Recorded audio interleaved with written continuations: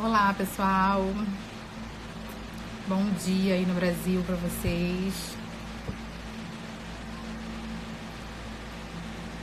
Oi, Maíra. Peraí. Deixa eu chamar você aqui. Peraí, só um minutinho.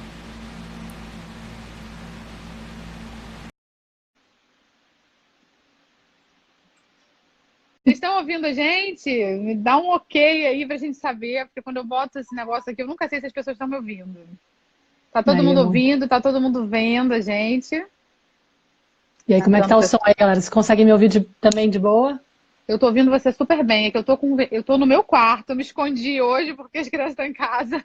E não tá Uhum. dando pra fazer na sala. Eu tô com um ventilador super barulhento aqui. Ah, tá ok. Então o pessoal tá ouvindo. Mas o meu som Beleza. tá bom. Quando eu entrei, ó, o Fábio entrou aí também. Entrou, nem vi. Tá entrando muita gente, não tô vendo. Beleza. O pessoal tá ouvindo. Então, bom, Maíra, obrigada por ter aceito o convite. É um prazer receber você aqui no Geração de Ah, obrigada a Amor. você. É um prazer estar aqui também. A Maíra Claro. é minha amiga, é a fundadora do Canto Maternar, trabalha na mesma área que eu trabalho. A gente fala muito de todos esses temas transcendentais, de educação de filho e de autoconhecimento. E hoje a gente resolveu falar sobre como a falta de autoaceitação dos pais reflete na educação dos filhos, né? Que é um tema necessário, porque a gente traz isso lá de trás, e isso vai refletindo, né, na forma que a gente se interage com os nossos filhos, né? A gente nasce perfeito, na verdade, a gente nasce sem nenhum defeito. Só que em algum momento nas nossas vidas a gente começa a entender que a gente não é tão bom assim, né? A gente começa a sofrer julgamentos dos nossos pais, a gente começa a ser criticado na nossa forma de pensar, na nossa forma de agir, nas escolhas que a gente faz, e a gente começa, no fim das contas, a se sentir um pouco inadequado. A gente percebe que, putz, sendo assim, eu não agrado, né? E aí, aos poucos, a gente começa a desrespeitar a nossa natureza, a nossa essência, para poder atender expectativas das outras pessoas, sobretudo dos nossos pais. Só que isso está super distante de quem a gente é. A gente acaba não sabendo mais quem a gente é. E o que a gente é, a gente joga para a sombra, muitas vezes. E a gente aprende a não se aceitar. E isso reflete diretamente na educação dos nossos filhos, porque a gente acaba replicando esse modelo, né? A gente não se aceita e a gente não aceita eles como eles são. Então a gente vai bater um papo aqui, a gente vai se retroalimentando sobre esse É. tema que é necessário para a gente poder atuar e interagir com os nossos filhos desde um lugar de respeito mútuo. Ah, eu tô bem feliz de estar aqui. Eu sou a Maíra do Canto Maternar, né, como a Dani falou. E eu conheci a Dani através da página, né? Você começou a escrever para mim e coincidiu que a gente Sim, mora aqui pertinho, relativamente perto, né? Considerando Madri o as duas, é. fora de Madrid já. Eu morei 8 anos em Madrid, mas faz um ano que eu moro, um ano e meio já que eu moro fora de Madrid, mas estou pertinho.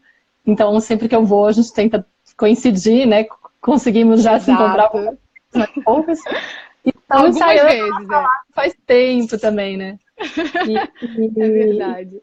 Estava até comentando lá ontem, eu fiz uma live rapidinho para contar que a gente ia se encontrar. Eu falei, sempre que a gente se encontra, a gente fica destrinchando esses temas, quase como se, uau, que bom, né? Ter alguém para poder falar ao vivo sobre isso. E agora a gente quis fazer um pouquinho para cá, né? Eu Exatamente.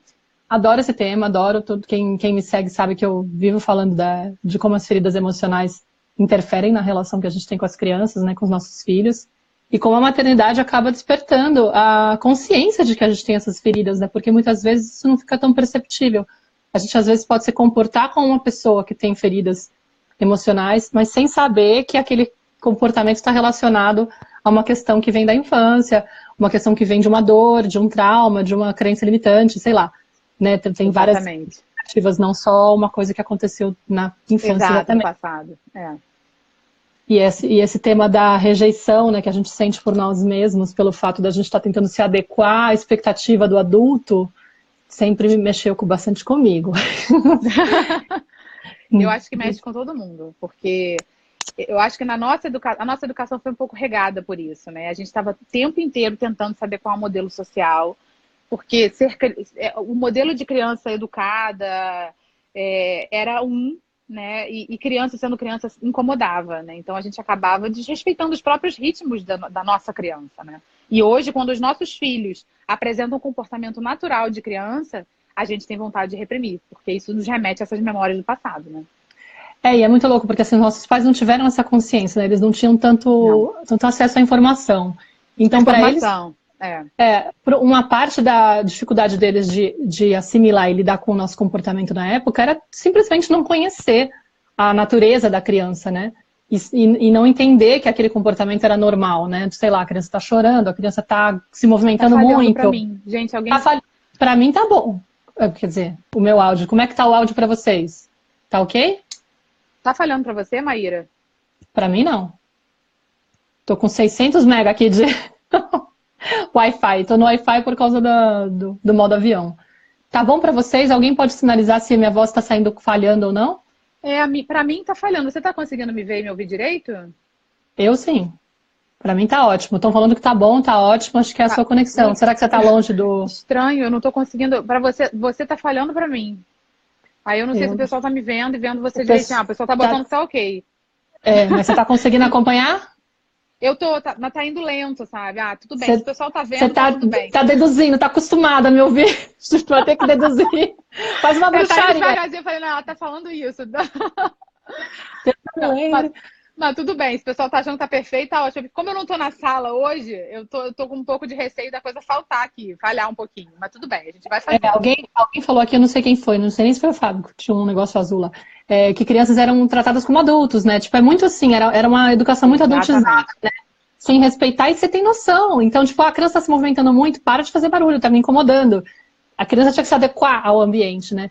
E nisso rolou uma compressão, né? A criança tem que ficar realmente se tolhindo e entendendo que, uma vez que eu me comporto alinhada com o meu ser, com a minha essência, obviamente que ela não tem essa consciência, não é claro, né? Simplesmente uma percepção que ela vai assimilando, né? Se eu respondo ao que o meu corpo pede, a minha natureza pede, tem uma falha no sistema. O adulto olha feio para mim, a minha mãe me coloca de castigo, gritam comigo. Ou seja, ela vai sentindo que aquele comportamento é rejeitado. E nessas, ela começa a se moldar, né, para poder atender a expectativa externa. Começa a ter um efeito de se desalinhar da própria conexão com a própria necessidade, a própria natureza, né? Tipo, Exatamente. De confiar nessa ligação que ela tem com ela mesma, né? Esses sinais do próprio corpo, de quem ela é, exatamente. Né? E passa a achar que é mais importante estar atendendo o externo para poder estar bem, né? Porque senão ela toma uma paulada, toma uma... Não só, digamos, física, né? Tipo, pode ser uma questão bronca, ou mesmo hostilidade, né? Hostilidade recebe gratuitamente. Um olho virado, aquele espírito, aquela cara feia, mas a sensação de que eu estou incomodando, né? Eu estou atrapalhando, eu sou um estorvo, né? Tipo, exatamente. Eu tô estressando a minha mãe. A gente começa a se sentir responsável pela emoção do outro, né? Que é uma pegadinha que a gente tem na forma como a gente foi criado. Sim. É difícil de desconstruir, meu Deus. Como a gente tem preso na gente essa sensação de que nós somos responsáveis pelo que o outro sente e que o outro é responsável pelo que eu sinto. Então, tipo, ele tem que saber que ele tá me fazendo mal e ele tem que responder por isso, ele tem que ser punido, tem que ser castigado. A gente entra nesse jogo, porque é uma reprodução do que a gente recebeu de estímulo, né? Sem querer ficar crucificando pai e mãe, entendeu? Não é uma questão intencional. É um fato, né? Tipo, é como funciona a dinâmica, né? E a partir do repertório que eles tinham, a partir da limitação que eles tinham emocional, da limitação que eles tinham de consciência, de conhecimento, enfim, eles fizeram o que estava ao alcance deles, né? Mas o resultado acabava sendo esse. A criança passa a se rejeitar, né? Para poder conquistar ou garantir o amor externo, o amor materno, o olhar materno, o olhar do adulto, do cuidador principal e dos outros cuidadores, eventualmente, né? Mas, em princípio, o amor materno. Exato. E essa questão é uma necessidade vital do ser humano se sentir aceito, amado, importante, pertencente a um clã, né? Então, quando a gente sente que a gente não agrada sendo quem a gente vai naturalmente buscar formas de agradar. E é muito fácil a gente entrar no abuso emocional aí, sobretudo da mãe, né? Como a gente sente que, minha mãe, principalmente quando a mãe muito vitimista, né? Eu tenho muitos problemas, e a criança percebe, caramba, eu não vou ser mais um problema na vida da minha mãe.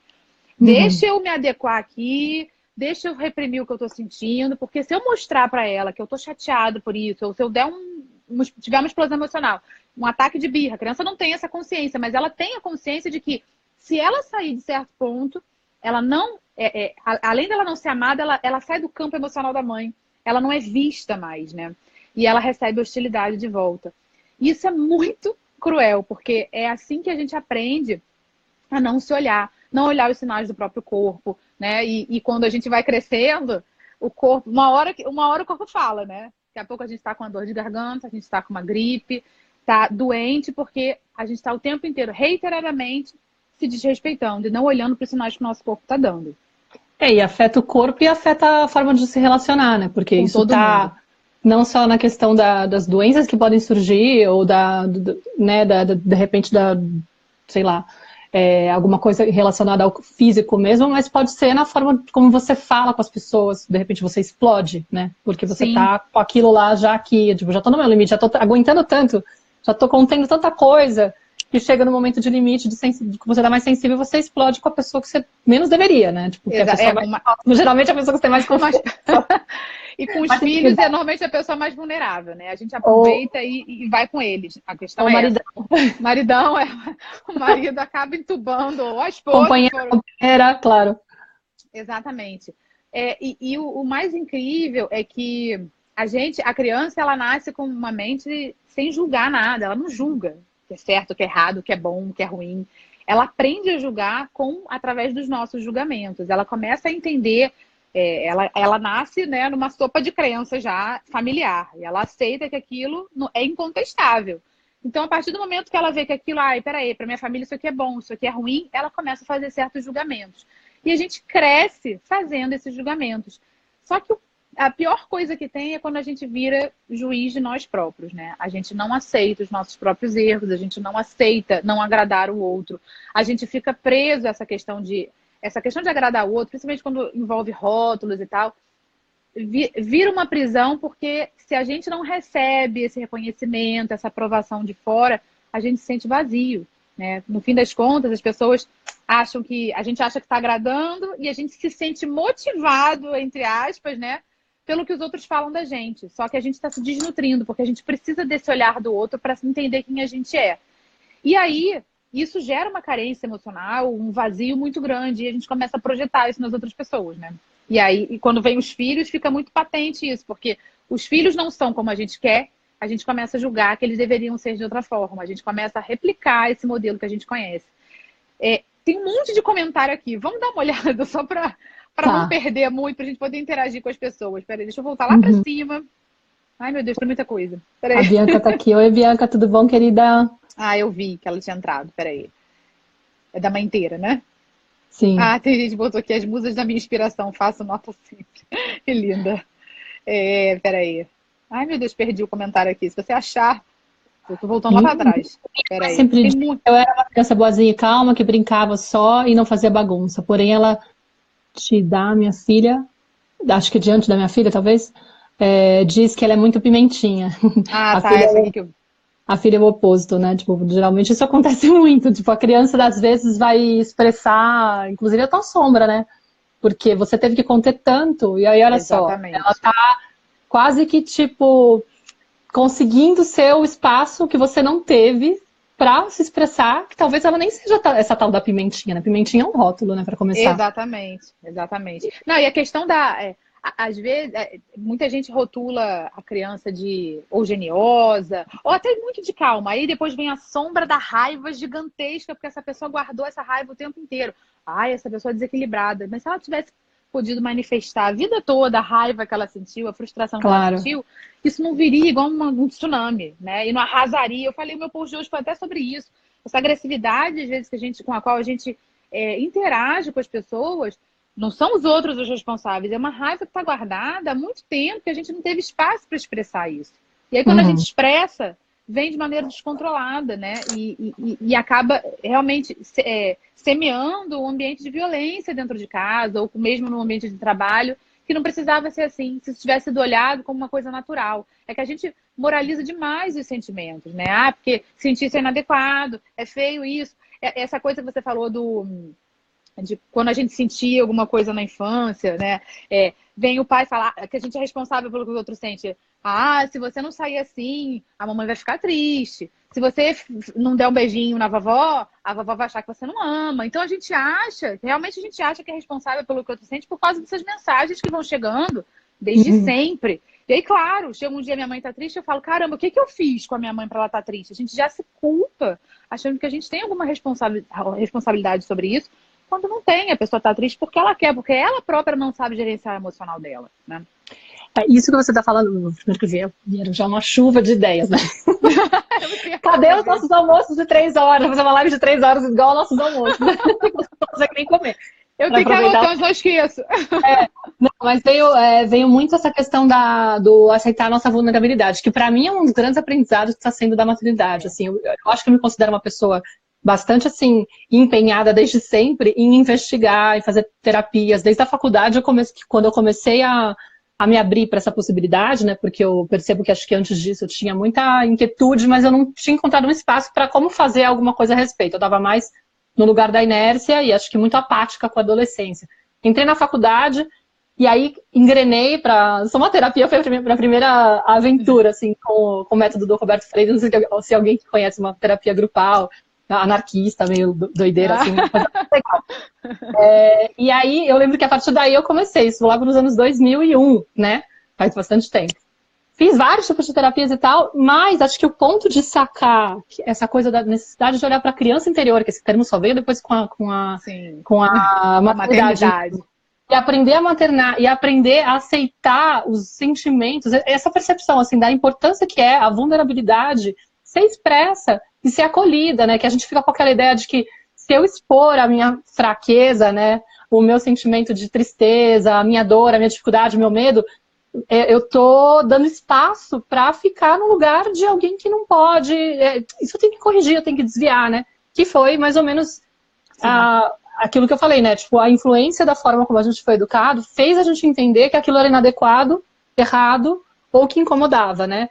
Ou você tem um defeito porque você está sentindo isso, então vamos desviar, vamos distrair, vamos encontrar uma coisa para você tapar isso logo, para você se livrar desse sentimento o mais rápido possível, porque senão vai dar ruim, né? Você não vai dar conta, porque o adulto não tinha essa habilidade, né? Então não sabia como transmitir. E aí a grande... posso falar cagada, né? A grande cagada, ontem na live do Alexandre Coimbra, ele falou, né? A grande cagada foi quando o homem decidiu separar razão e emoção, meu. A coisa começou a desandar. Não dá para separar. Tipo, tem que ser uma coisa onde você pode acolher todos os tipos de sentimentos que chegam. Porque todos eles são legítimos e têm um sentido de existir. Eles vêm para te trazer uma mensagem, para você passar por uma limpeza que seja, alguma coisa, mas algum sinal eles estão te dando, alguma coisa, eles precisam ser expressos. O que você não pode fazer agredir alguém porque você está com raiva, mas... Exato. Mais espaço para a raiva se manifestar é fundamental. Então, esse aprendizado eu tive por conta da maternidade, né? Essa ficha caiu, quer dizer, essa ficha caiu por conta da maternidade, e esse aprendizado eu tô tendo agora, né? Tipo, porque agora eu tô aprendendo como que eu faço para lidar com a minha raiva sem ter um ataque de birra adulto com meu marido, com a minha filha, quando eu sou tomada por esse sentimento. Como eu faço para me aceitar quando eu tenho esse sentimento sendo manifestado em mim e entender que isso é normal. Abraçar a minha criança e falar, eu sei que você está passando, tá difícil. Porque isso que você está vivendo agora tem motivo para você ter raiva, óbvio. E aí o quanto é maravilhoso o processo da gente aprender a entrar em contato com esse sentimento. Sei lá, tô triste, mas eu não vou ficar decepcionada comigo porque eu tô triste. Eu vou entender por que eu tô triste, né? Cara, então deixa eu chorar. Ontem a live né? André, você tá mal por causa da Amazônia? É normal, você é ser humano, cara. Vamos chorar junto, cara, sabe? Não fica de forte. Procura alguém de confiança que você possa abraçar e que não vai ficar falando, daqui a pouco passa. Não, alguém que você possa chorar de verdade, que te dê espaço. Que te dê o ombro pra isso, porque isso que faz a liga, isso que faz o vínculo, isso que faz a construção, isso que conecta com o amor, entendeu? Verdade. E aí, claro, você supera isso e se aceita, integra seu lado sombra, integra seus sentimentos mais desconfortáveis, que a gente tende a dizer que é negativo, mas na verdade não é. Tipo, não é. É desconfortável, né? Gostoso não é, mas vamos lá. Né? Os sentimentos são necessários, todos eles. Quanto mais você consegue viver fazer as pazes com esses sentimentos e viver eles de verdade e permitir que eles se manifestem em você, aí sim você começa a se aceitar de verdade. Porque você aceita todas as suas partes, você não fica tipo, A minha parte social tipo, eu não posso estar com raiva, eu não posso estar nervosa, não posso. Como não pode, cara? Você acabou de bater o carro, você não pode ficar nervosa? Como assim? Claro que pode. Não existe isso, gente. Quem é? E por quê? Né? Por que é errado? E quando a gente começa a não expressar isso, mesmo na fase adulta, que a gente continua com a nossa cara social, né? A gente acaba vestindo uma máscara de, não, peraí, essa é minha cara aceitável. Só que dentro de casa a gente solta os leões, né? Acaba que dentro de casa é quando as sombras são soltas normalmente. E é quando a gente fala assim, não, eu não sou assim. Cara, você é assim. E quanto mais você disser que você não é, mais você vai ser, justamente com as pessoas que você mais ama. Essa questão da vulnerabilidade é bem interessante, porque a gente foi criado para ser perfeito, né? Por isso que a gente estava numa educação super autoritária, tipo, errou, tem que ser castigado, errou, tem que sentir culpa, não pode se repetir o erro. Então a gente não foi estimulado a aprender com os nossos erros, a gente tinha que se envergonhar deles, né? E o que os nossos pais, no fim das contas, estavam buscando era um filho perfeito. Só que eles sabiam que eles não eram perfeitos. E isso projetavam na gente, cara, eu não sou imperfeito, inconscientemente, e dissimulavam, e fingiam. E escondiam essa versão, né? Exatamente, sou superior, olha como é que eu sou. Não sabiam pedir desculpa quando cagavam com a gente também, né? Tipo, não. Essa humildade. Criança não merece desculpa, exatamente. Exatamente isso. Era uma ideia de que ele tem que seguir o meu exemplo, só que tipo, ele não era autêntico, né? E aí isso bloqueou muito. Você falou, desculpa, você estava no meio da linha de raciocínio. Pode falar. Não, que eu lembrei que você falou na outra fala, você falou do julgamento, né? Que às vezes a gente fica reproduzindo isso, e essa coisa de julgar os demais, na verdade, já tem um discurso interno da gente ficar se autocriticando e ficar muito em alerta do tipo, contendo as próprias sombras, com medo de que as sombras se revelem. Eu não posso deixar o meu lado egoísta vir à tona, né? Tipo, eu não sou egoísta. Então, tipo, qualquer pessoa egoísta que tem um traço de egoísmo, qualquer coisa que você identifica no outro de egoísmo, você fala, aquela pessoa é, tipo, absurdo, nossa, que não sei o que lá. E você faz isso de ajudar a criança. Da sombra. E, na verdade, é o teu medo da sua parcela. E você tem, amiga, você tem também, né? Tipo, amigo, não tem como. Exatamente. Se você vê no outro, por isso que eu escrevo tanto sobre sombra, mas é curiosíssimo quando eu escrevo sobre sombra, o engajamento cai assim, ó. Ninguém quer falar disso. Ninguém quer falar disso. Porque, primeiro que o termo sombra assusta um pouco as pessoas. Ninguém quer olhar para o seu lado sombrio, né? Mas só que a gente é polaridade. A gente não é só luz, a gente não é só sombra. A gente é os dois. E tudo que a gente faz de bom, a gente também tem um lado sombrio que compensa ir para trás. Só que esse é o lado que, enquanto a gente não integrar, a gente não vai se sentir completo. E a gente vai enxergar ele em todo mundo que se interage com a gente. Então, se alguém trata a gente, às vezes desvalorizando a gente, trata a gente mal, é porque essa parcela de autodesvalorização eu tenho dentro de mim. Se eu permito que essa pessoa me trate com desrespeito, é porque eu também não sei me respeitar. O meu nível de respeito comigo, eu aceito esse nível de respeito porque é esse nível de respeito que eu tenho comigo. Então, a pessoa só está espelhando o que tem dentro de mim e eu ainda não olhei com carinho para isso. E às vezes nem tá falando isso, né? Ela tá falando outra coisa, falando de um jeito totalmente que a gente interpreta e recebe como rejeição, porque a gente ainda tá dentro dessa... rejeita como a gente é.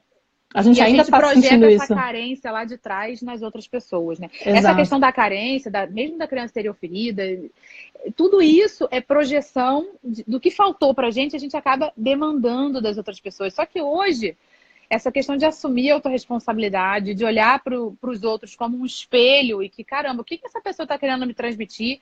Porque está me incomodando, tem a ver comigo. Então, onde é que eu posso aprender sobre mim? Porque a gente não tem que esperar que o outro mude. O outro não vai mudar nunca. Só quando ele quiser, obviamente. Só que mesmo que ele mude, pode mudar o planeta inteiro. A minha vida não vai mudar por causa disso. Enquanto eu tiver com todas as porcarias diante de mim, ali fervilhando, com cada pessoa com quem eu me relacionar vai projetar exatamente isso que eu tenho dentro de mim. E essa é a grande dificuldade, porque a gente nunca quer olhar pra gente. A gente é que dói. Acessar esse tipo de recordação, acessar esse tipo de dor, é incômodo demais. Aceitar que a gente talvez tenha tido certo desamparo na infância, né? Que os nossos pais fizeram o melhor que eles podiam, mas a gente sempre cobra, né? Eles podiam ter feito um pouquinho mais. Tudo aquilo foi importantíssimo para a gente chegar até aqui, né? A gente escolheu os nossos pais também. Então, escolhemos os pais que a gente precisava para evoluir. E tudo que a gente recebe... A questão de honrar os pais é justamente isso, aceitar tudo isso que eles deram pra gente e entender, caramba, o que eu aprendo disso e o que eu posso fazer diferente, né? Eu não tenho que replicar esse modelo. E me mostrar vulnerável pro meu filho, que não tem nada de... Tipo, Exigir dele perfeição é replicar um modelo que me fez sofrer. Eu não sou perfeita. Eu sei que eu sou muito vulnerável. Então, aprender a pedir desculpas, acho que para nossa geração foi... Eu não sabia pedir desculpas. Para ninguém, nem para minha mãe, nem para namorado, nem para ninguém, sabe? Eu achava que estava errado, estava errado. Peraí, mas e a minha grosseria? E a minha parcela de responsabilidade, né? Vamos falar em culpa, não. Vamos falar em responsabilidade. Então, olhar para a criança e falar, cara, ela é merecedora de respeito e merece as minhas desculpas. Eu preciso falar que eu também sei errar. Quando eu comecei a me comunicar desde esse lugar com os meus filhos, porque eu sempre falo aqui que com o primeiro filho eu fui uma mãe muito mais cruel, né? Tipo, uma mãe completamente inconsciente e replicando mesmo esse modelo de castigo, de gritar, sabe? A criança não se comporta como eu quero, eu grito. Faz muito barulho, eu grito. E aí foi quando eu comecei a me indagar sobre essa questão dos barulhos, né? Que eu fui uma criança muito silenciosa, né? Não é que ninguém ia ter virado pra mim e falado, Daniela, você não pode fazer barulho. Mas eu percebia que parava no ar. Sente. A criança boazinha, geralmente, ela saca, né? Ela tem sensibilidade pra sacar que, opa, se eu me mexer muito aqui, os adultos vão sofrer muito. Exatamente. Ou então, tipo assim, eu vou receber hostilidade, eu não vou agradar mais. Então, deixa eu me manter na linha, reprimindo tudo isso. Tipo, você, a filha perfeita, a neta perfeita, pra não dar trabalho, sabe?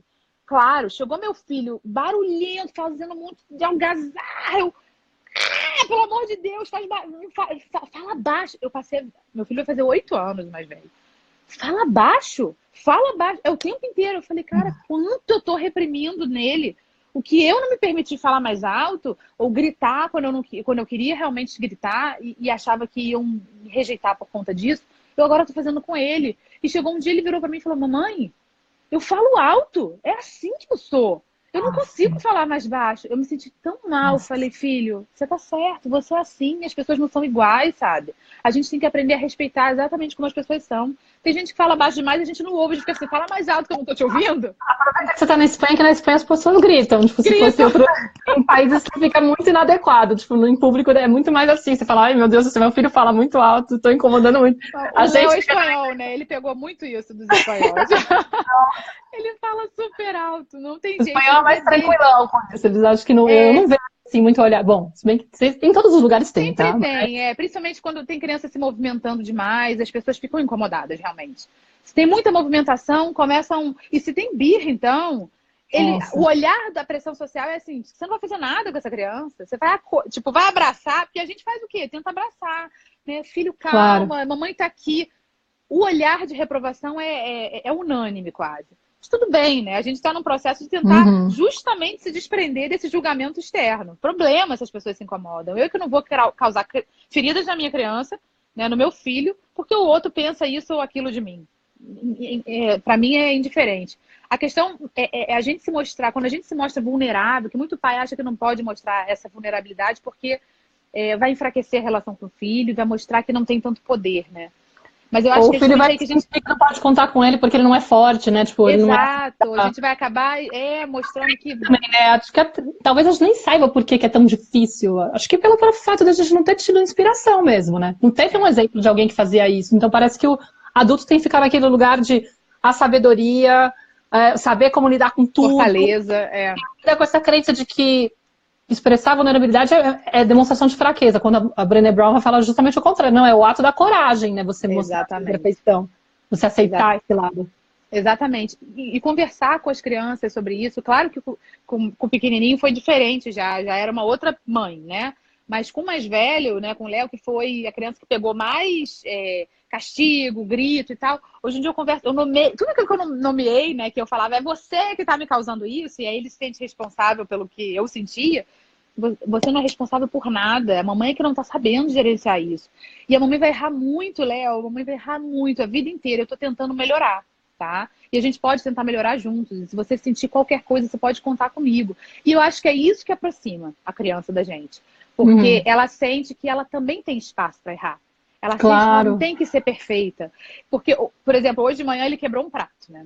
Quebrou um prato, eu fiz o café da manhã, tava lá o tomate com atum, com pimentão, quebrou tudo em cima do irmão. A primeira coisa que ele fez foi, não briga comigo. Aí eu falei assim, filho, mas eu brigo tanto assim, sabe? Tipo, eu achei que eu tivesse melhor com relação a isso. Eu falei, olha, não tem problema quebrar, eu só quero que você me ajude, sabe? Você tem uma parcela de responsabilidade aí que eu não posso ficar, você vai lá sentar no sofá e eu vou limpar tudo, vamos ajudar aqui. E aí mas você tá triste comigo? Eu falei, claro que não. Léo, eu já quebrei tanto prato, eu já quebrei tanto copo, sabe? Faz parte, a gente vai às vezes se equivocar, não tem problema, filho. E é impressionante como a criança, ela acessa, e eu fiquei impressionada uma vez, porque já faz alguns meses, até fiz um post sobre isso. A Nara tava brincando na sala e eu tava no quarto trabalhando, a gente tava sozinha em casa, e ela adora cortar coisa, né?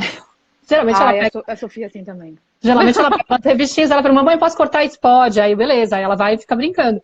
E aí ela tava com um colar que minha avó acho que fez pra mim, com umas miçanguinhas, mas umas miçanguinhas assim, tipo, fuleira, assim, sabe? Não era nada especial, graças a Deus. E ela chegou no quarto com uma cara de pânico, falou, mamãe, eu cortei o seu colar, tipo, desesperada, do tipo, meu, qual vai ser a sua reação? E eu nunca xinguei, eu não sou daquelas que dá uma mega bronca, a não ser um dia que você tá muito alterada, né? Mas assim, não é o meu padrão. E eu fiquei assustada com a reação dela. Aí eu respirei e falei assim, filha, é um colar, assim, tá tudo bem, tipo, eu entendi, tipo, você deveria ter perguntado pra mamãe e tal, mas sabe, tentando trazer uma paz pra ela, uma segurança, uma sensação de as coisas acontecem, às vezes a gente toma uma atitude errada. Meu, ela tava com menos de 4 anos na época, sabe, não tinha como fazer. Pequeno. E eu ficava pensando, olha que loucura, eu poderia projetar nela a minha raiva, poderia dar uma bronca nela, poderia, tipo, ter uma coisa assim, medo de, como assim, você fez isso, que absurdo. Só que, tipo, e a minha responsabilidade de deixar ela sozinha com uma tesoura na sala, enquanto eu tô trabalhando no quarto, entendeu? Tipo, é muito confortável eu achar que ela tem que ter maturidade. Então, tipo, foi um momento, assim, super de, uau, olha a reação dela, o medo dela, e aí eu também achei lindo que ela veio falar pra mim. Por que ela veio falar pra mim? A confiança dela, de mesmo emocional.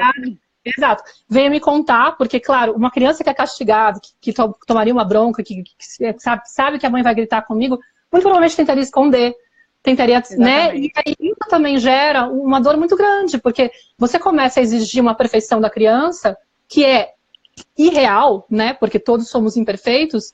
Eu até me policio, porque já peguei, assim, meu marido falando coisas do tipo, promete pra mim que você nunca mais vai gritar comigo. Não pode prometer isso, gente. Não tem como, né? A gente não consegue não gritar nunca. Eu não posso exigir que a criança me prometa isso, porque eu sei que ela vai poder cumprir, ela vai se sentir frustrada com isso, claro. Tipo, eu sou uma pessoa errada, porque... É uma meta inalcançável. Eu tenho um defeito, eu gritei sem querer de novo, ou eu falei daquele jeito grosseiro de novo. Claro, na hora da raiva, às vezes a gente não consegue controlar.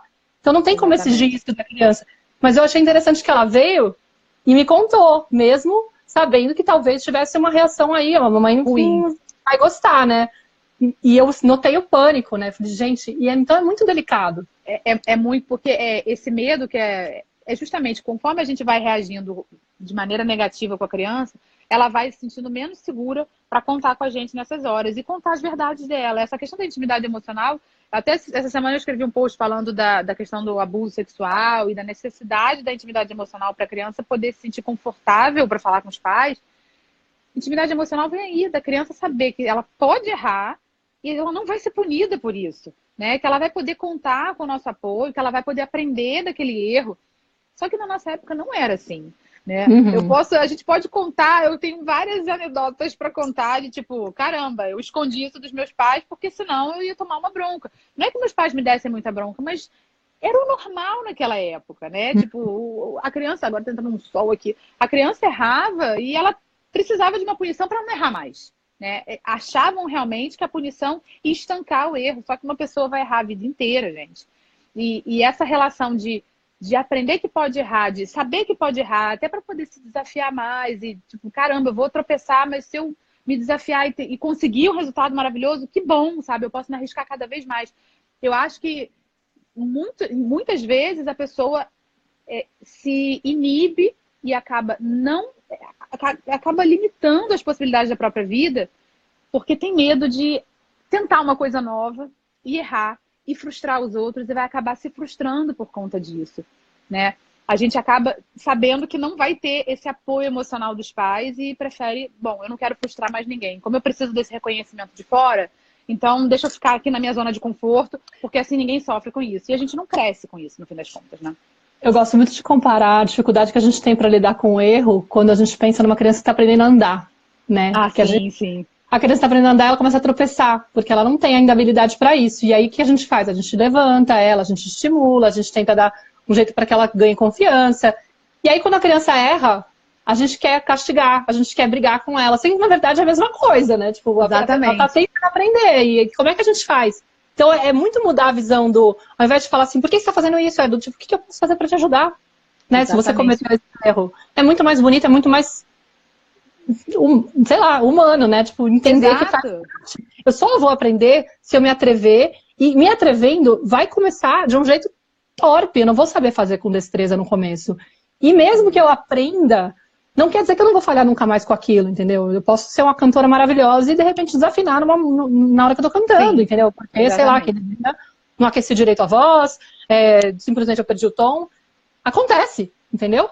Não existe isso de achar que vai ficar para sempre perfeitinho, né? Claro. Não, isso tem tudo a ver com a forma como a gente lida com os nossos próprios erros.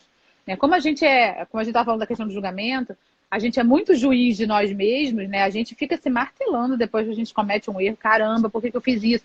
É pior do que um castigo, porque o castigo passa, né? Mas quando a gente fica com a nossa mente ali, martelando, caramba, não devia ter feito isso, não podia ter acontecido isso, porque que idiota, que burra. Claro, vem um erro do meu filho, eu vou projetar tudo isso para dentro de mim na criança. E aí, claro, a criança vai ter muita dificuldade de aprender com isso. Outro dia teve... meu filho, ele tinha uma prova, enfim, acho... Criança pequena tendo prova eu já acho meio exagerado, mas acho que é uma parte dos modelos das escolas, né? Então eu tava tentando deixar ele tranquilo, mas ele tava muito assim, sabe? De errado. Na Espanha, aquela coisa, vai dar tudo certo, confiando no taco. Eu falei, ótimo, vamos ver o que vai dar nisso, né? Uhum. E aí ele foi pra prova despreparado, né? Ele não quis estudar muito, estudou mais ou menos e tal. E aí ele chegou em casa, depois, quando recebeu o resultado, e falou, mãe, não fica triste, não. Falei, por quê, filho? É que eu não tirei uma nota muito boa na prova, não. Eu falei, eu ficar triste? Quanto é que você tirou? Ele falou, tirei, sei lá, 4,5. Falei, você tá triste com essa nota?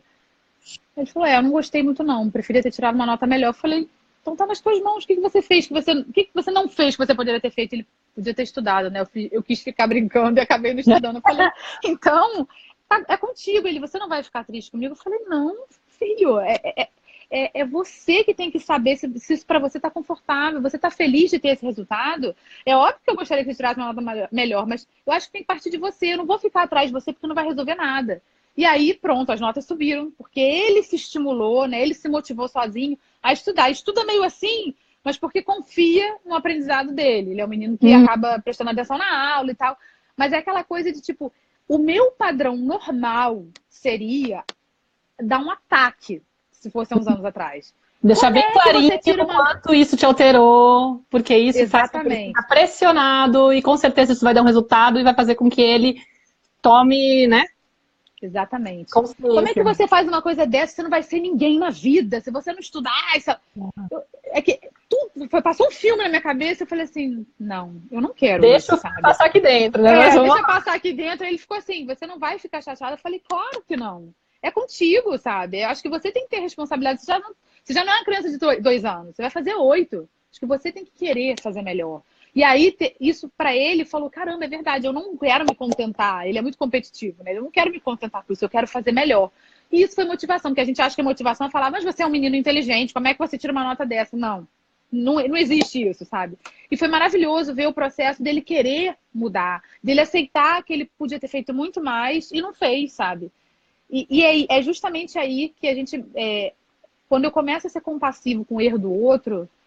é porque eu começo a ser compassivo com os meus erros também. Isso é um reflexo da minha compaixão com a minha capacidade de errar. Do seu trabalho de autoconhecimento e de autoaceitação, né? Porque é isso que a gente está falando eu acho que o grande ganho, assim, da maternidade, para mim, tem sido esse reencontro com o meu amor por mim mesma. De poder... Falei, acho que um pouco disso já no começo, aquela hora que eu fiquei falando isso. Mas, assim, é você entender que sem esse amor por si mesmo... não tem como se oferecer para o filho. Não tem. Essa tolerância, essa aceitação, essa coisa de entender todas as partes, de permitir que ele seja quem ele é, porque a gente também fica projetando às vezes, eu queria uma filha que fosse, sei lá, desde que tivesse tendências de artísticas, de repente você quer que a habilidade dela vá para um lado, né, e ela é mais, de repente ela é mais mental e você queria que ela fosse mais artística ou ao contrário, né? E aí você fica meio decepcionado e fica querendo estimular aquele lado que você gostaria, né? Exato. Que ela tivesse, ou fica, tipo, sofrendo, por que não? E é muito difícil isso de aceitar realmente, né? Quem veio. É isso, a criança fala alto, como assim? Porra. Mas vem mostrar pra gente um lado nosso que a gente precisa curar, que a gente reprimiu, exatamente. Por isso que os filhos, essa questão dos filhos terem, né, um portal que se abre pra gente poder se autoconhecer, realmente, é pra gente até conhecer o nível de desamparo que a gente recebeu, né? O nível de intimidade que a gente formou com os nossos pais e o quanto a gente sabe se amar. Porque justamente nesse processo de falta de autoaceitação que a gente vai criando desde que nasce, começa a não se aceitar, começa a se reprimir, começa a se sentir inadequado, a gente começa a não se amar. Aquela questão de, quando a gente entra no campo do abuso emocional, principalmente, a gente deixa de se amar, né, e fica preso, dependente dos nossos pais emocionalmente, né? A gente acha que a gente precisa sustentar os nossos pais e esquece das nossas necessidades, né? A criança que começa a se desconectar com isso vira um adulto que realmente não sabe o que quer, não sabe o que sente, e quando sente alguma frustração, não sabe lidar com isso. E pode lidar explodindo e pode lidar engolindo, e aí vai ficando doente cada vez mais, né? Mas esse processo de mostrar, caramba, eu consigo aceitar meu filho dessa forma, eu fiz balé há muitos anos da minha vida, né? Até os 20 anos, dos 4 aos 20 anos. No início eu detestava. Minha mãe insistiu tanto, ela teve uma conversa sobre isso, eu não gostava do balé, você me obrigou a fazer balé há 3 anos. No 4º ano eu comecei a gostar muito, e aí fui até os 20 anos. Parei por causa da faculdade e tal. Então eu amava um palco. Amava. Até hoje eu sonho que eu tô na coxinha entrando pro espetáculo, sabe? A minha filha ama dançar, mas morre de medo de palco. Morre de medo de palco. Olha. É aquela coisa assim, ela deixa de fazer uma atividade porque ela sabe que vai ter uma apresentação no final, sabe? Aquilo no passado me gerou muita angústia quando ela deixou a ginástica. Ela quis fazer ginástica rítmica, mas quando veio a apresentação, ela falou: não, começou dor na barriga, começou um monte de história. Eu falei: filha, você tá com medo? Eu falei: cara, eu, durante um tempo, tive que ir pro palco, né? Gostava do palco, mas não gostava do balé. Mas eu gosto de palco, eu gosto de espetáculo, eu gosto de teatro. A minha filha não tem que gostar disso. Claro, eu acho até que ela gosta da dança, do cantar, mas ela vai ter que aprender a lidar com essa timidez dela, mas não vai ser obrigando, né? Tem muito pai que obriga, e é muito triste você ver a criança, às vezes, no palco, aos prantos, porque ela tá em pânico, né? E ano passado ela não apresentou nada, nem a apresentação de final de ano da escola. Para mim, foi uma grande frustração, mas foi super importante para eu poder integrar uma parte minha de aprender a respeitar quem ela é. Ela não tem que estar ali no palco para eu ficar batendo palma. Para eu me sentir, ai, olha como é que a minha filha, questão do ego, né? Olha como é que minha filha se apresenta bem, que linda, fazendo bem para mim. Eu tive que aprender a dar um espaço para ela, e foi muito frustrante realmente, porque ela quis ver os amigos e eu tive que ficar na plateia com ela no colo, vendo os amigos dançarem. Eu não estava nem um pouco a fim de ver os amigos dançarem, eu queria ver ela ali. E ela estava toda feliz, olha os meus amigos e tal. E eu tive que, caramba, é um espaço dela, sabe? Eu não posso obrigar ela de jeito nenhum. E como aquilo me incomodou muito, eu comecei a olhar mais pra mim, das minhas frustrações, da forma como eu lidava com, tipo, nessa coisa de não quero, mas vou fazer pra agradar o outro, sabe? Não quero reproduzir esse modelo. E cada filho veio pra mostrar uma faceta diferente, né? E olhar pra isso com esse olhar de, cara, eu quero me conhecer através dos meus filhos, é difícil. Porque a nossa tendência é querer modelar todo mundo, né? Vamos botar todo numa forminha aqui para todo mundo agradar. Quando eu falar parou, parou. Quando eu falar silêncio, silêncio. E não existe isso. A gente tem essa necessidade de controle, né? Ontem eu fiz uma série de posts sobre codependência, né? Para poder trazer o tema para a página. Porque foi uma das coisas que eu comecei a estudar recentemente. Uma das coisas que eu descobri que eu tenho também. Que eu reconheci em mim quando eu comecei a ouvir a respeito. E eu falei, nossa, isso interfere demais na forma como a gente se relaciona, né? E como a gente se enxerga, como a gente tá no mundo e como a gente tende a querer o controle de toda a situação, né? Em relação às outras pessoas. Então, o soltar, né? E o confiar e o permitir que o outro seja quem ele é, que ele... E não se sentir muitas vezes agredido com o comportamento do outro, com o jeito do outro ser, tem a ver com desconstruir essa dinâmica da codependência também, né? Tipo, a gente fica muito refém do outro e muito... acreditando que por conta do outro que eu tô assim, né? Por conta enquanto o outro não mudar, ou enquanto o outro não consertar isso nele, eu vou estar infeliz. Gente, é um lugar, assim, super duro de estar. Então, tipo, se alguém tiver alguma sensação, porque a gente fica nesse lugar da vítima, né? E entra numa dinâmica de culpar os outros e ficar num espaço até assim que pode, sei lá, fomentar vingança, pode fomentar um monte de comportamentos que você não gostaria, agora que você tem mais consciência, não gostaria de entrar neles, no entanto, você já está muito impregnado com isso. Então, é uma luta constante, assim, é como se você tivesse que estar em vigília e falar, opa, isso aqui eu fiz agora tem a ver com essa dificuldade que eu tenho. Como é que eu faço? Mas eu achei bonito que você falou. É isso que você falou, que você contou da história lá, do que você pensou um monte de coisa, e aí depois você deixou que o filminho acontecesse na cabeça, e depois você trouxe o feedback diferente, né? É um exercício super importante, porque várias vezes a gente acaba agindo mal com os nossos filhos, né? Atingindo o nosso filho, porque a gente permitiu que essas crenças limitantes que surgem, né? Tipo, ele não deveria fazer isso, porque senão ele vai ser assim na vida, né? A gente se deixa levar por essas coisas, que esses gatilhos que surgem, né?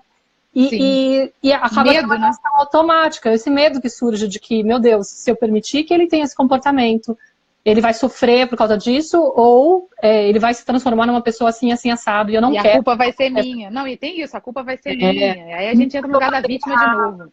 Exato, e eu que tô fazendo errado. É muito difícil sair desse lugar de... Pois é, mas quando a gente começa a fazer esse processo de se olhar e de assumir a responsabilidade, é duro assumir a responsabilidade porque a gente já não tem como ficar nessa zona de conforto de vítima. Né? Enquanto outro não mudar, eu fico aqui sofrendo e aí resolveram mudar e a minha vida muda. Não, você fala, caraca, eu tenho que sacudir a poeira e fazer acontecer. E fazer acontecer às vezes é doloroso, porque a gente não está, às vezes, acostumado a essa coisa de agir. Né? Agir a nosso favor, muitas vezes. É complicado, mas é justamente não esperar nada de ninguém. É olhar para os outros e falar o que eu posso mudar, o que eu posso pegar de cada um para me nutrir, para saber quem sou eu. Agir. E agir de acordo com o que eu acho que é importante. E para os meus filhos a mesma coisa. Cara, tem a cacetada de perguntas, de comentário aqui. Eu não tô vendo nada. Agora que eu comecei a olhar... Difícil, né? Que eu também estava tentando olhar aqui, mas o problema é que a gente perde o fio da meada. Eu acho super difícil ler comentário durante as lives. Eu sofro um pouquinho com isso. Meu lado perfeccionista fica querendo fazer tudo, dar conta de tudo. Virginiana perfeccionista, tipo, com a ferida emocional da rejeição. Pronto. Juntou a vontade de comer. Chega na hora de ler, você fala, ou eu abro mão e assumo a minha incapacidade. Que não dá. Não dá pena porque as pessoas estão interagindo com a gente. Eu vou pegar um aqui no final. Eu tô assim, esse lance da criança fazer barulho, eu também percebi que eu era uma criança que tinha medo de incomodar os outros. E era quieta. Isso é muito comum. E aí, claro, quando vem o filho, né, tudo aquilo que a gente reprimiu porque a necessidade de fazer barulho, de motricidade, é normal da criança. É que a gente via como... Aliás, a gente via como um problema e tem muitas pessoas que ainda veem como um problema, inclusive nas escolas. Aí falam que seu filho é hiperativo. Às vezes a criança tem uma necessidade um pouquinho maior do que as outras e não para quieta. Hiperativo. Não, tem que tomar mal cuidado com esse diagnóstico, porque a gente está desrespeitando de novo, só que agora com remédio, né, necessidades básicas da criança. Acho que as pessoas ficaram comentando entre elas ali. Sim. Estude mais sobre educação consciente. Eu agora me perdi aqui. A Lília tá aqui também, fofa. Ela tá sempre me seguindo. Ela também estava ontem no Alexandre. Tem gente perguntando sobre constelação. Você já tentou fazer constelação familiar para curar essas feridas? Eu já fiz, é maravilhoso. Super recomendo. Eu acho que é uma das coisas que a gente pode fazer sim para conseguir... reverter esse quadro, reposicionar os papéis de cada um, né? Porque eu quase comentei isso numa das falas que você falou, me lembrou disso, assim, porque às vezes a dinâmica que a gente foi estabelecida dentro da nossa casa fez com que a gente ocupasse o lugar do cuidador, né? Sim. Sendo que na infância a gente está tendo que receber, e a gente começa a entrar no lugar de dar, que também isso acontece na codependência, né? A gente fica mais pendente, mais preocupado com o bem-estar do adulto, do outro, e aí fica tentando cuidar desse adulto, né? E aí começa a anular a conexão que tem com as próprias necessidades, porque sabe que, na verdade, não pode estar pedindo, né? E aí cresce com essa sensação de não merecimento de atenção, eu não posso pedir ajuda, eu não sei pedir ajuda, eu não sei receber ajuda. E, muitas vezes, transferindo para as próximas relações o papel de cuidador. Isso é uma das características da codependência que é muito forte, né? Eu tô lá para ajudar, eu tô lá para salvar. Inclusive, na codependência, a gente inclusive tende a buscar pessoas para se relacionar, que tanto precisem dessa ajuda, como de amigos ou qualquer outra coisa, que precisam de uma ajuda, que muitas vezes nem precisa, é a nossa percepção, né? claro, Mas a gente Acha que se a pessoa é alimenta muito, né? Se alimenta muito disso, emocionalmente e tal, ou se satisfaz muito disso, e muitas vezes isso, na verdade, é quase como um vício, e uma forma de você escapar do próprio contato íntimo com as suas emoções. Como eu já não tenho habilidade para conectar comigo mesma, é como se qualquer sentimento desconfortável que começa, eu já escapo e desvio a atenção para alguma coisa. Então a pessoa pode ter vícios com alimentação, com comida, né? Com compra, com rede social, com trabalho, ou com cuidar dos outros, né? Tudo isso pode ser um desvio que nem a gente aprendeu na infância de desviar a atenção quando chega a emoção ruim, né? A tal da emoção ruim, a emoção desconfortável. Não, eu não posso entrar em contato. Então, alguma coisa ocupa a minha mente. Eu estou sempre lá fazendo alguma coisa para distrai, né? Nenhuma intimidade emocional consigo mesmo, né? É muito doido essa dinâmica que pode estabelecer. E, claro, como lugar de cuidador, eu não sei receber o cuidado e não sei cuidar de mim, tá? Exatamente. Fortes. E aí, claro, se reproduz. Muitas vezes você vai reproduzir isso no filho. E a constelação, ela pode te ajudar. Uma das terapias que podem te ajudar, né? Uma das ferramentas que você pode fazer para poder, porque às vezes só ter consciência já te ajuda muito, a reverter esses papéis nesses lugares. Sim, a constelação te ajuda muito a tomar consciência, principalmente se tem emaranhamentos, né? E por que você pode estar assumindo certos papéis para sua vida, que às vezes não tem nada a ver. Essa questão da codependência que você falou, a gente se desconecta tanto e a gente busca uma pessoa que aparentemente é vulnerável e tal. Claro, isso distrai a gente, isso evita que a gente acesse as nossas dores. O outro precisa mais, né? A gente interpretou que o outro precisa mais, então eu preciso estar ali, de suporte emocional. E isso me faz me desconectar completamente do que eu preciso, né? A gente se anula por conta disso. Teve uma pessoa, que é a Larissa, que falou: minha filha de 7 anos teve tique transitório de piscar os olhos. Depois que mudei minha forma de educar com a ajuda de vocês, ela ficou muito colaborativa e os tiques sumiram. Ai, que bom! Obrigada pelo retorno. Ai, tem muito comentário. Eu não sei se é a mesma Larissa, mas estava lendo justamente o dela. Reproduzir com a minha filha até os 7 anos a educação autoritária com gritos e punições que tive. Quando ela desenvolveu um tipo... é a mesma pessoa, assim. É a mesma pessoa. É o mesmo comentário? Não, peraí. Ela botou: minha filha de 7 anos teve tique transitório. Começou assim no outro comentário.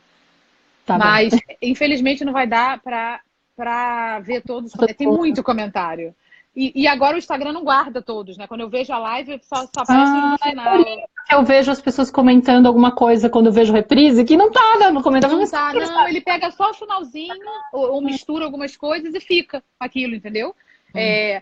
Peraí, Dani, estão te chamando de Nara, você é Maíra. Tem alguém te chamando de Nara. Normal, acontece direto. A Dani é a Nara.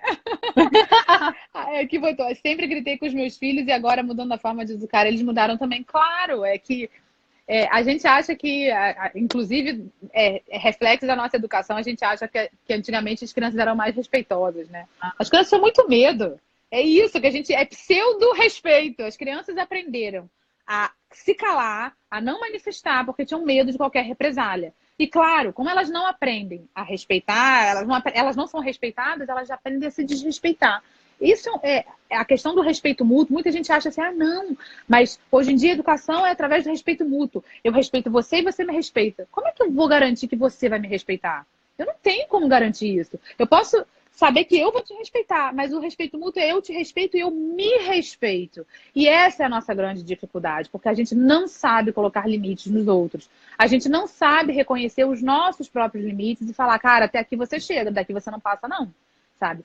Porque como uma criança desrespeitada reiteradamente, ela não sabe os próprios limites, ela não sabe até onde ela pode suportar. E vira um adulto que também não sabe até onde pode suportar. E aí, por isso, muitos entram em relacionamentos abusivos e tóxicos, né? Olha só, a Juliana, mãe de 3, está perguntando: respondam, por favor, mas vocês não acham que isso fica muito permissivo e pode criar um adulto que não sabe receber uma negativa na vida? Eu nem vi esse comentário aqui. O que fica muito permissivo? A gente conversar com a criança, que eu não sei em qual contexto. Todo mundo falando: não é permissivo, não, é gentil e firme. por curso estudar sobre o disciplina positivo, o cérebro da criança. Eu acho que é a coisa da gente acolher, né? E da gente, de repente, ter essa resposta de não punir, talvez. Claro. A questão da gente não punir, pelo contrário, tipo, ser permissivo, para começar, ser permissivo não é ser respeitoso. Muita gente acha que sendo permissivo a gente vai estar... a gente não está acolhe a criança, né? A gente está, na verdade... larga. Exato. Exatamente. Então, é que as pessoas confundem o acolher com não colocar limite, né? E não tem nada a ver. A gente coloca... O limite, na verdade, ele é super necessário e a frustração é necessária. Né? Tipo, não quando tem a gente aprende a superar essa frustração, é que a gente aprende a lidar com ela e quando cresce, a gente... Resiliência. A gente precisa... né? A vida traz muitas frustrações naturais, né? O fato de eu querer brincar lá fora e tá chovendo, já é uma frustração para a criança. Às vezes a gente não entende porque tem um ataque de birra, porque ela queria muito e simplesmente não dá. Não dá, ela vai ter que lidar com essa frustração, mas ela vai superar. Só que, por que ela vai superar? Ela vai superar muito melhor se ela tiver um adulto acompanhando ela emocionalmente, do que um adulto hostil, ou falando, deixa de bobeira, minimizando o que ela tá sentindo. Para com isso, tá chovendo, não tem como, acabou. Não é assim.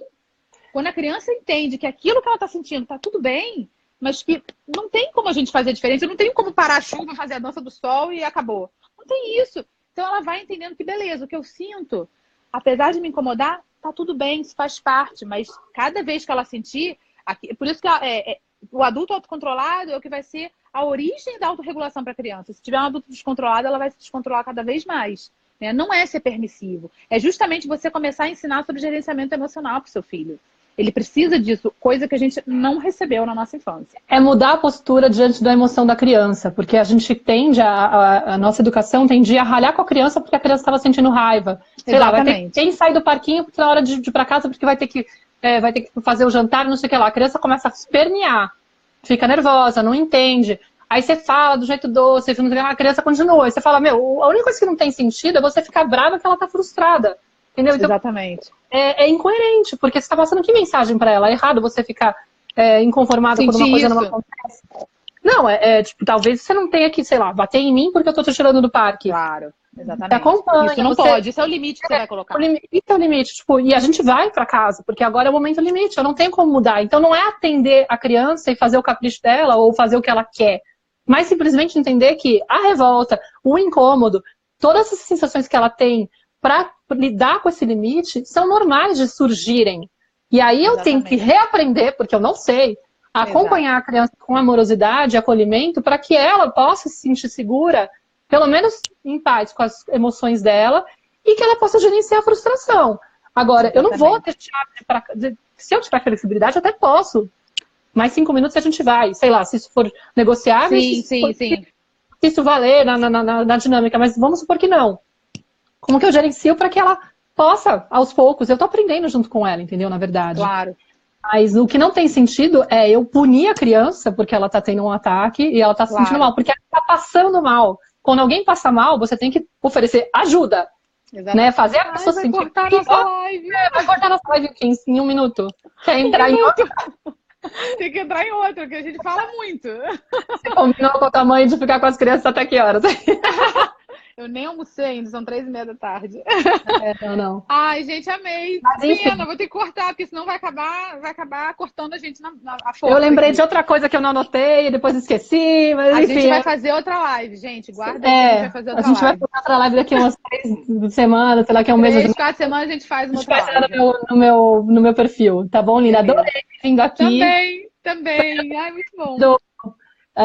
Espero que a gente tenha conseguido dar conta do recado aqui. Exatamente. O pessoal pode depois escrever pra gente no direct e a gente vai respondendo. Desculpa a gente não poder atender todas as perguntas, porque a gente fala muito. Senão a gente se perde aqui também. Eu tava tentando passar com medo de estragar e desligar, porque dá mal medo essas coisas aqui. Um beijo, eu vou desligar antes que desligue. Tá bom. Beijo, querida. Delícia. Tchau, obrigada a todas aí. Tchau, Lilia. Lilia, tô vendo ainda aí.